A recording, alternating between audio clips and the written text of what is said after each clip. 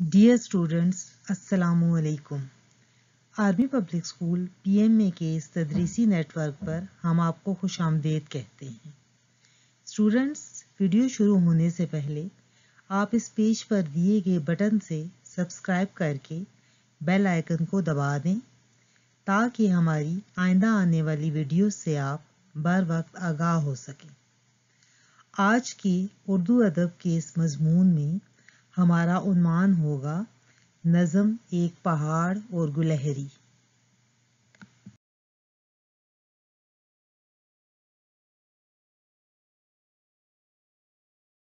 अजीज तलबा, उर्दू अदब के मजमून का ये हमारा तीसरा हफ्ता है।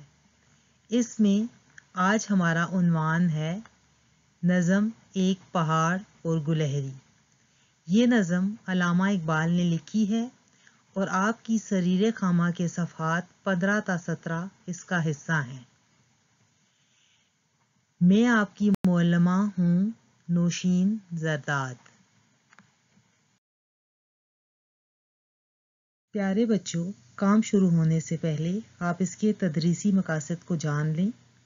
इसमें आप मुसन्निफ़ का तारुफ जानेंगे, नज़म को दुरुस्त तलफ़्फ़ुज़, लय और वज़न के साथ पढ़ेंगे, मुश्किल अल्फाज के मानी लुगत की मदद से तलाश करके लिखेंगे, सवालात के जवाबात पर तबादला ख्याल करेंगे, सवाल नंबर 2, 3, 5 पर भी ज़बानी तबादला ख्याल करेंगे, सवाल नंबर 2, 4, 6 के जवाबात लिखेंगे और आखिर में इस नज़म का खुलासा लिखा जाएगा।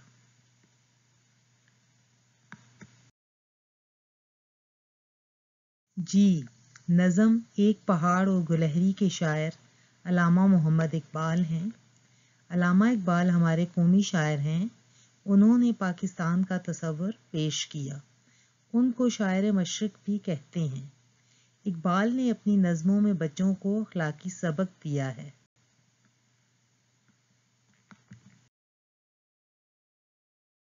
जी तो तलबा, नज़म पहाड़ और गुलहरी के शायर अल्लामा इकबाल का तारुफ आपने जान लिया।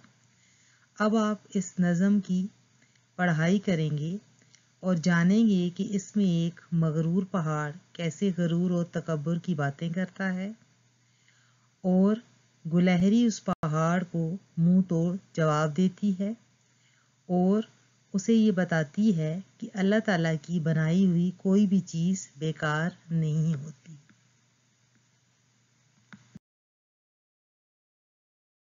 जी बेटा, यहाँ आपके लिए नज़म से अहम नुकात का एक खाका पेश किया जा रहा है जिसकी मदद से आप अपना काम बखूबी अंजाम दे सकते हैं। पहाड़ का गुरूर, यानी पहाड़ जो है वो गरूर और तकब्बुर कर रहा है। गुलहरी की दिल आज़ारी, पहाड़ अपनी गरूर वाली बातों से पहाड़ गुलहरी की दिल आज़ारी कर रहा है, यानी उसका दिल दुखा रहा है। गुलहरी का जवाब, यानी पहाड़ की सारी गरूर वाली बातें जब गुलहरी सुनती है तो उसे क्या जवाब देती है?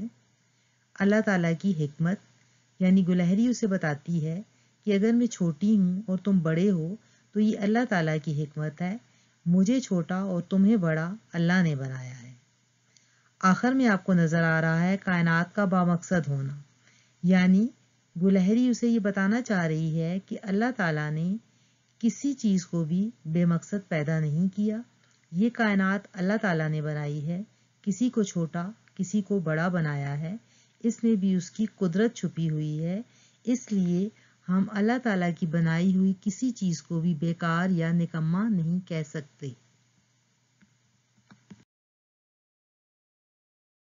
अजीज तलबा, इस नज़म का अखलाकी पहलू जानना हमारे लिए बहुत ज़रूरी है। हमें इसका अखलाकी पहलू ये बताता है कि हमें गरूर नहीं करना चाहिए।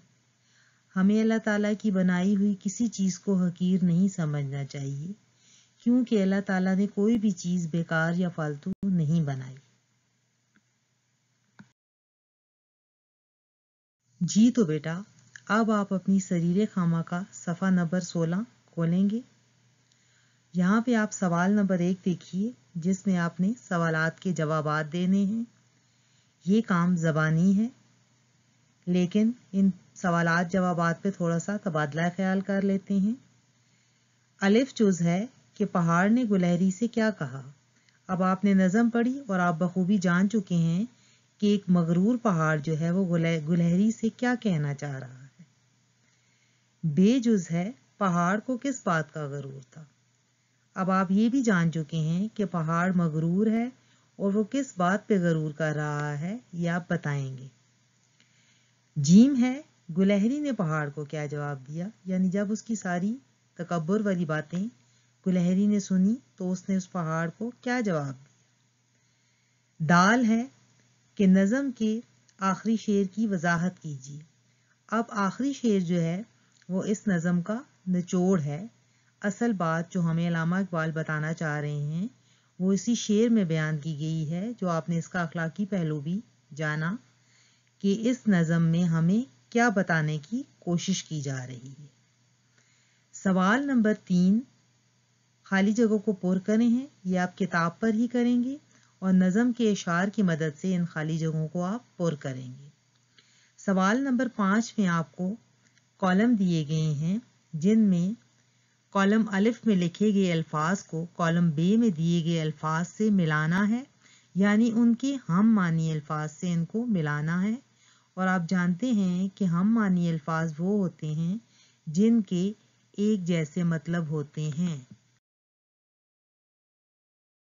جی تو بچوں، اب ہم اپنے تحریری کام کی طرف آتے ہیں، جس میں سب سے پہلے آپ سوال نمبر 1 میں دیکھیں کہ دیے گئے الفاظ کے معنی لکھیں۔ یہ الفاظ جو آپ کو دیے گئے ہیں ان کے معنی سریر خامہ کے آخر میں موجود لغت میں ہیں، آپ وہاں سے دیکھ کے ان کے معنی لکھ سکتے ہیں۔ الفاظ یہ ہیں: آن بان، بساط، حکمت، شعور، غرور اور نکمی۔ اب سوال نمبر 2 کو دیکھیے کہ اقبال کی بچوں کے لیے لکھی گئی نظموں کے نام لکھیں۔ جیسے 3 نظموں کے نام میں نے لکھ دیے ہیں: مکڑا اور مکھی، ہمدردی اور ماں کا خواب۔ اسی طرح ان کی بچوں کے لیے جو اور نظمیں لکھی گئی ہیں ان کے نام آپ خود لکھیں گے۔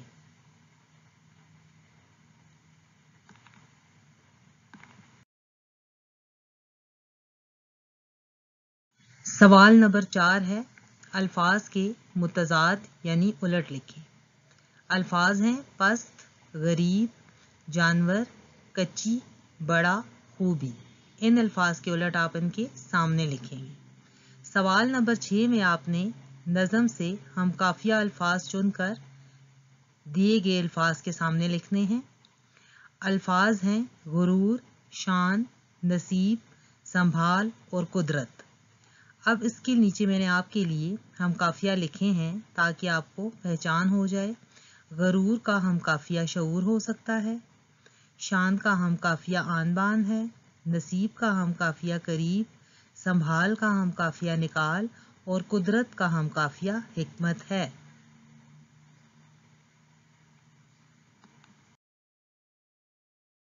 جی تو عزیز طلبہ، اب ہم اپنے آخری کام یعنی خلاصہ نگاری کی طرف آتے ہیں۔ یہ تخلیقی کام ہوگا۔ تخلیقی کام آپ جانتے ہیں وہ ہوتا ہے جو آپ خود کرتے ہیں، کہیں سے نقل کر کے نہیں لکھتے۔ خلاصہ بھی آپ نے خود لکھنا ہے۔ اہم نکات آپ کو سامنے دے دیے گئے ہیں، ان کی مدد سے آپ خلاصہ لکھیں گے۔ خلاصے کا آغاز نظم اور شاعر کے نام سے کیا جاتا ہے۔ اشعار کی تشریح کو مختصر کر کے کہانی کی صورت میں لکھا جاتا ہے۔ خلاصہ پیراگراف کی صورت میں لکھا جاتا ہے۔ خلاصہ پوری نظم کا 1/3 ہوتا ہے۔ خلاصے میں نظم کا مرکزی خیال بھی لکھا جاتا ہے۔ اب مرکزی خیال آپ کو میں بتا دیتی ہوں کہ مرکزی خیال کیا ہوتا ہے۔ جیسے اس نظم کا مرکزی خیال آپ ایسے لکھیں گے کہ اس نظم میں ہمیں غرور اور تکبر جیسی برائی سے بچنے کا درس دیا گیا ہے، یہ اس کا مرکزی خیال ہے۔ اب ان نکات کو مد نظر رکھتے ہوئے آپ نظم پہاڑ اور گلہری کا خلاصہ لکھیں اور یہ کام آپ student.apms.pk پہ سبمٹ کروائیں گے۔ اپنا خیال رکھیں اور اللہ حافظ۔